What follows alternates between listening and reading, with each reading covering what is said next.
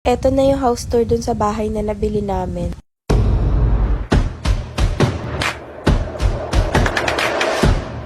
Ngayon lang ako makapag-house tour dahil kakaalis lang nung nakatira dito. Ganyan yung itsura niya sa labas at meron din siyang gate. Pagpasok mo nga pala dito ay ito na yung terrace niya. Madumi at makalat pa nga. Siguro ay madalian din umalis yung nakatira kaya hindi na rin nakapaglinis. Marami pa nga kaming ipapaayos sa bahay na ito. Lalo yung kisame at bubong. Halos lahat kasi ay luma na at tumutulo na. Pagpasok mo nga dito, syempre sala. Malaki din yung sala niya kagaya ng terrace. Tapos meron siyang isang kwarto. Sakto lang to sa amin dahil 3 lang naman kami.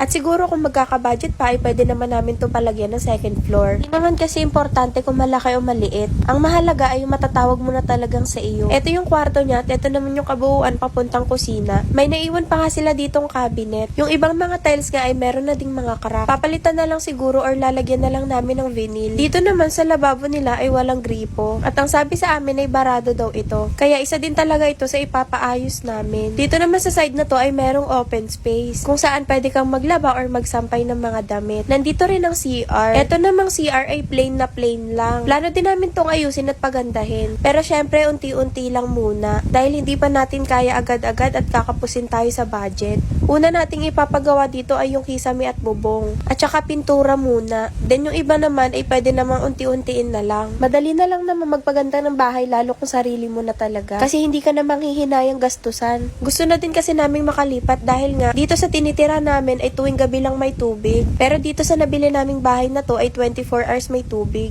Pero kailangan pa talaga tong ayusin. Bubong, kisame, lababo, pintura at linis na lang muna siguro. Then unti-unti lang para hindi kapusin sa budget. Sa mga nagtatanong nga pala kung meron itong titulo, yes po, meron po. Kompleto po at original ang mga dokumento na nasa amin. Aasikasuhin na lang namin para ma-transfer sa amin yung pangalan ng titulo. Ganito lang yung itsura ng bahay. Mukha lang talaga siyang wala lang kasi madumi na halos lahat. Luma na ang mga pader. Pero tara, samahan nyo kami pagandahin ito. Unti-unti lang pero darating tayo dyan. Importante, hindi na kami mangungupahan. I-update ko kayo sa bawat renovation na gagawin namin sa bahay na ito.